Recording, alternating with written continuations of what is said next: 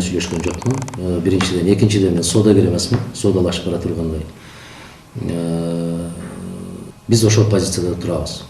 Мен кызматтын кулу эмесмин. Дагы бир жолу баса белгилеп айтайын, ага чейин 100 жолу айткам, дагы бир жолу басып белгилеп айтып коеюн. Кызматтын кулу эмесмин, ошондуктан эч кандай саясий соодагерчиликке бара албайбыз. Биздин каныбызда соодалашуу кандайдыр бир гендери болбосо керек. Соодалашкандар барышып атат, сүйлөшүп аткандар. Аларда өздөрүндөй көрсө керек. Бул киши деле ошондой болуп сүйлөшүүлөрдү жүргүзүп атса керек дегендей кылып. Жок. Демек, буга чейин да жана Алмазбек Атамбаев айтпады эле, мурундагы Баткен облусунун губернатору өткөн жылы жазында сунуш кылган, бирок андан баш тарткан деп. Демек, жаңы бийлик менен кызматташуу оюңузда жок экен? Жок. Таптакыр себеп таза бийликте иштегим келет. Мына Бакиевдин мезгилинде иштеп коюп, кыйкырышып, бакырышып, өкүрүшүп жүрүшпөдү Бакиевде иштеди деп. Эртең булардын да күнү ошондой болот. Ошондуктан сокурда таягын бир жолу жоготот дегендей, айтор биз эч кимдин алдында милдеттүү эмеспиз. Жараткандын элдин алдында милдетибиз бар, ал жердин тазалыгы үчүн күрөшөбүз. Бирок ачык айтып коюшум керек, ошону архивге да сактап койсоңуздар болот. Элдин кыжырдануусу аябай чегине чыгып турган мезгил. Булар ойлоп атат да, өткөндөн сабак албай атат. Дал ошондой мактоо, ушунчалык каттуу көкөлөтүүлөр эки президенттин башынан өткөн. Натыйжада бир жума өтпөй, эгер 24-25 мартта эл ынтымак курултайында кандай мактоолор болгон болсо, 7 апрелде ошол мактоолорду жараткан азаматтар кандай кылган каргыштар менен теледен чыгып алып сүйлөгөндөрүн көрүшүбүз керек да, билишибиз керек. Ошондуктан элдин кызасы аябай каттуу чыгып кетишине же кетпейт деп эч ким кепил боло албайт. Кыжырдануу аябай чыңалып турган мезгил. Мен канчалаган эл менен жолугуштум, бүт баарын айткан сөз ушул. Кыргызстанда бир гана жол бар экен, күч менен тартып алуу деп. Бул жакшы эмес багыт.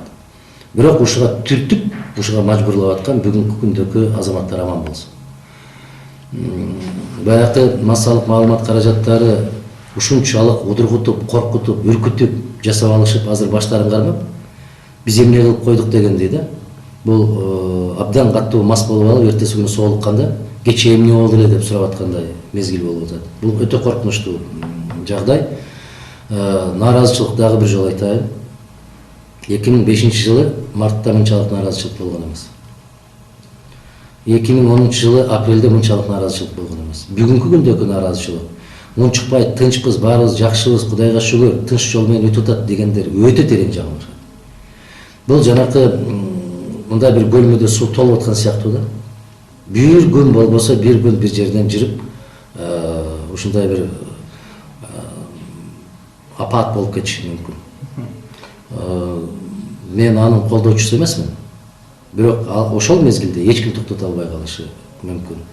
Дагы бир жолу баса белгилейм, кыжырдануу абдан каттуу чегине жетип турат азыр.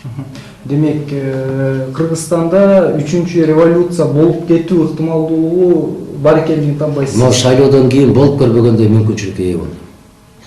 Мына сиздерге чейин, түшүккө чейин бизде бир топ саясий мекеме уюмдардын жетекчилери, координаторлору болуп, дал ушул экөөбүз отурган жерде сүйлөшүүлөр болуп кетти. Алардын дагы мындай бир божомолунда Кыргызстанда ушундай бир болуп көрбөгөндөй чатак чыгып кетиштин алдында турат дегенде кооптонуулары бар. Сиз кандай дейсиз деген суроосуна мен жооп бердим. Мунун баары азыркы бийликти алдык деген азаматтардын аракеттерине жараша болду. Бир кандайдыр бир учкун гана жетишпей турат. Аларды канчалык жаап жашырбасын, бирок учкун аябай каттуу күчөп бараткан мезгил. Мен дагы бир жолу эскертип айтам, абайлашсын. Сиз айтып атасыз, нааразычылыктар чыгып кетиши мүмкүн. Сиздин пикириңизде бул нааразычылыктарды болтуруу үчүн эмне кылышы керек азыркы бийлик? Ошол кээ бир гезиттер аркылуу, телекомпаниялар аркылуу үстөккө босток каралап жатып алгандыгы абдан чоң жардам берип атат. Бул элдин кыжырдануусун тездетет.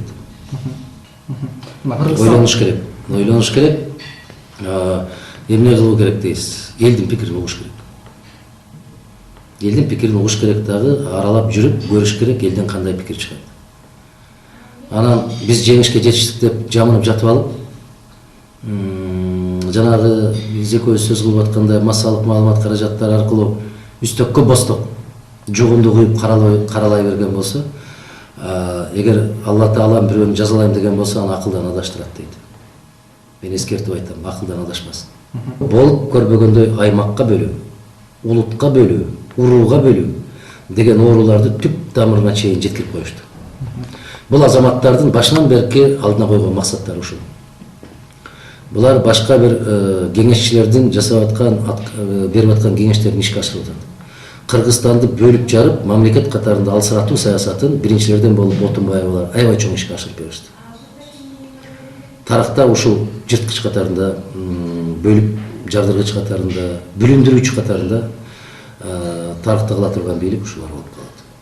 Демек сиз 7 апрелдеги болгон инкылап дейбизби, ошол көтөрүлүш дейбизби, анын жеңишин тааныбайсызбы? Анын жеңишин деп мен баса белгилеп айтам, түшүнүп атам берип аткан сурооңузду. Кыргыздар айланайындар ушундай суроону берип алган аябай рахат алат го. Угуп алып жообу. Ай жакшы болду да укмуш болду дегендей кылып. 7 апрелде каза болгондор каза болуп кетти. Алар кандайдыр бир үмүт менен, ишеним менен барса керек эле. Алардын үмүтү акталган жок. Аркы дүйнөгө кеткендер жөн жерден бул дүйнө менен коштошуп кете берди дагы. Үзүрүн баягы басып алган баскынчылар көрүп атат.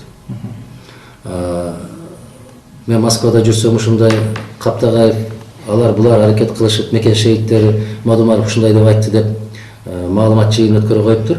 Аман болушсун. Шейит деп кыргызда өтүп кеткен кишини айтат. Аркы дүйнөдөгү кишини айтат, шейит кетти деп. Ал мекенин коргоп, эли жерин коргоп, ыйманын коргоп, тилин коргоп кетсе, ошолорду шейит кетти деп коет. Бөөдө кырсыкка учураган кишини шейит кетти деп коет. Шейиттери деп өтүп кеткен кишилердин чапанын жамынып алып, бул жакта саясатты жасап жүргөн тирүү кишилер, алар шейит деп аталбайт. Алардын үмүтү аткарылганда жок, акталганда жок. Булар саясий барымтанын кулу болуп калышты азыркылар. Керектүү учур болгондо, жана мекен шейиттери кайдыла, келгиле. Ушул сөздү айтып кыйкыргыла. Анан силерге кандайдыр бир жардамдарды берип коебуз. Биз силерди унутпайбыз деп саясий куралга айланган бир уюмга айланышпаса дейм да, жаңылышпаса.